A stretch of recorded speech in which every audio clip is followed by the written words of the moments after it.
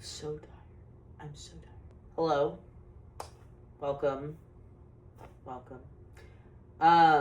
So I'm doing this video because I had one single comment asking me to do this video. And I brought it up a little bit in a video I've done in the past. I think it's called Diary Entry 2. So basically, I struggle a lot with BPD, which is borderline personality disorder, if you don't know. I also have bipolar disorder, and I have been diagnosed as autistic. I also have a lot of ADHD tendencies, but I think that might more just be the autism itself. Amongst like anxiety, depression, things like that. And the person had asked me to do a video on living with BPD.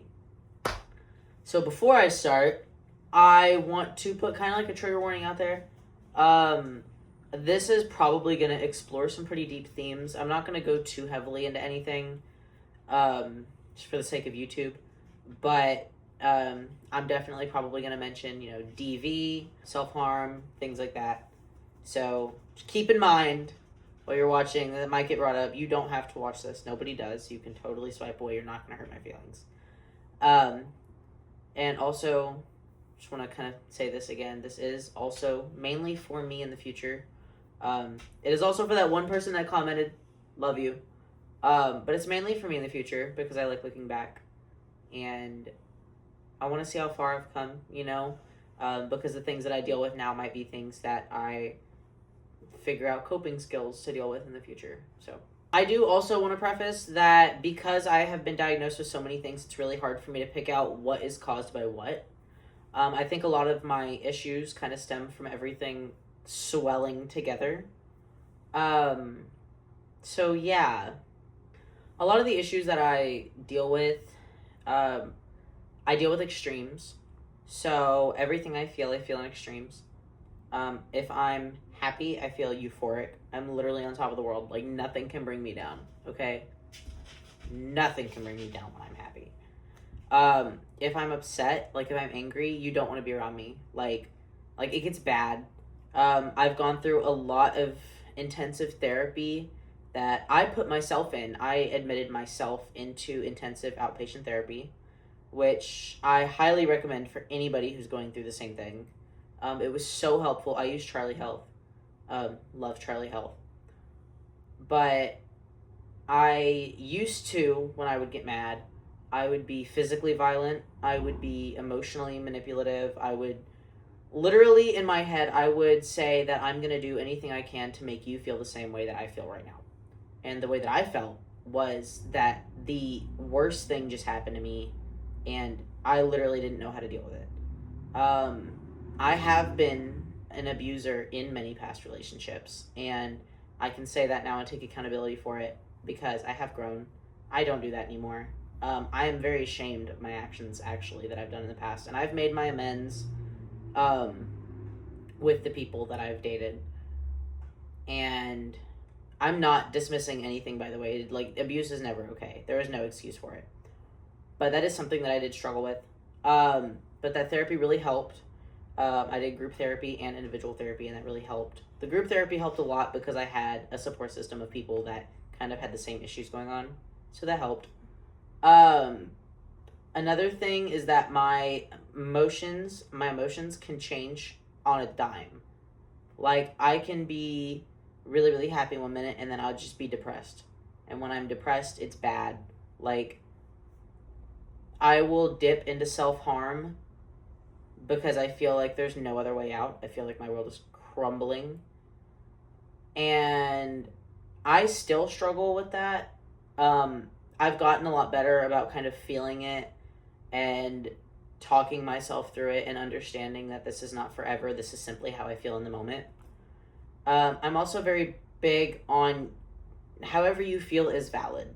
And I think that might be because I feel a lot of emotions very strongly. I thoroughly believe that if something upsets you, then you're upset, and that's okay. Like, you're allowed to be upset, even if whatever upset you wasn't intended to make you upset. Like, if you're upset, it's okay to be upset. You can't help how you feel, right? You can control your actions that come from it, but you can't help how you feel. And my emotions are also just very hard for me in general. It's really hard for me to put a label on how I'm feeling a lot of the time, even if it is an extreme. Most of the time, if I'm not feeling extremes, I feel nothing. I am completely neutral. Like right now, I'm literally might as well be a fly on the wall. Okay, I am completely neutral. I don't care. I'm trying to think. I had like so much stuff lined up for this video too. I have really bad memory, like goldfish memory. Okay, and I don't know. I don't think that's related to the BPD. It could not be. I don't know, but I have really bad memory, and it's actually got to the point where I hit a point where I thought I was going crazy. Like, I fully convinced myself that I was going psychotic because I couldn't remember anything. And anything I did remember, it was wrong.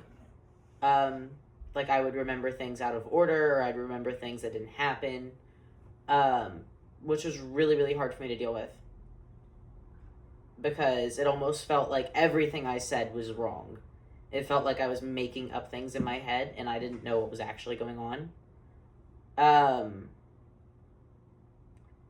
And I still struggle with that.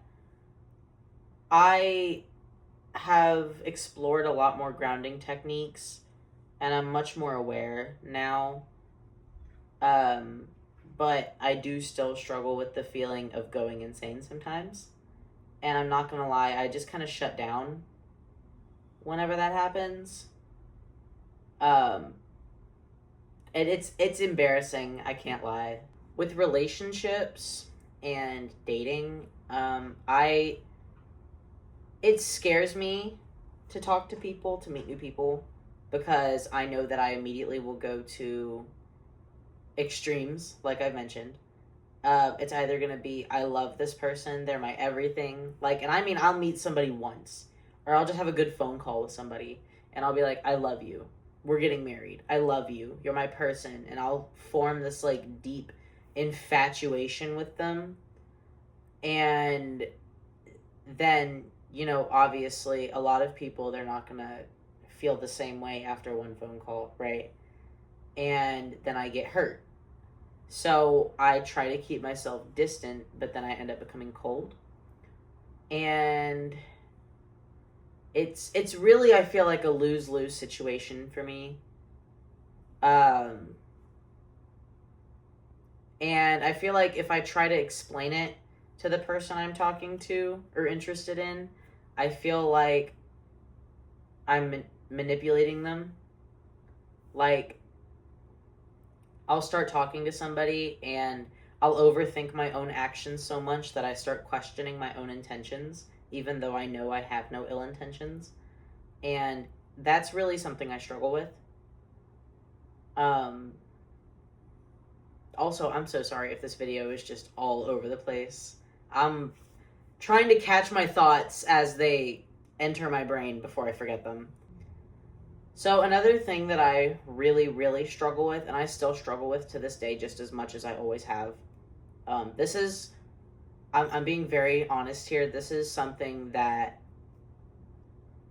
I don't know if I'll ever be able to get rid of this. I never know how I truly feel. Because I feel everything in extremes,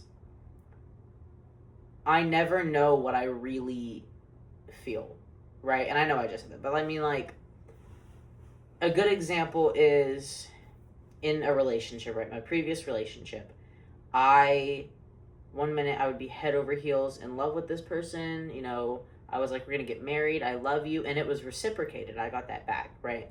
And then the next minute they would do something and it would upset me, and I would be like, I hate you, I wish you were never born, I wish, you know, all these awful things that I did not mean, but in the moment I said them because I wanted to, I guess, feel power. I wanted to make them feel how I felt.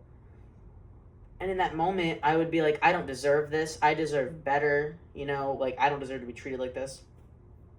And I'd fully convince myself of it. but I would never know if that's how I really felt or not, because I don't know I don't know what's my brain being extreme and what's real. So I really just bounce back and forth between the most logical solution, and I try to pick an outcome that'll work for everybody. And I know that in some instances, you have to pick the outcome that's going to work best for yourself, but I'm always scared that I'm going to make the wrong decision. So it's really hard, right? And I just moved where I'm at. I'm alone. I've never had to be alone before. So living alone with these thoughts and these issues is really, really hard, because typically whenever I'm in a drought of depression, right, which I've been getting them more often because I'm lonely, and that sounds so pick me, but it's real. It's real. I get lonely, and I have a cat and a dog. Y'all know this.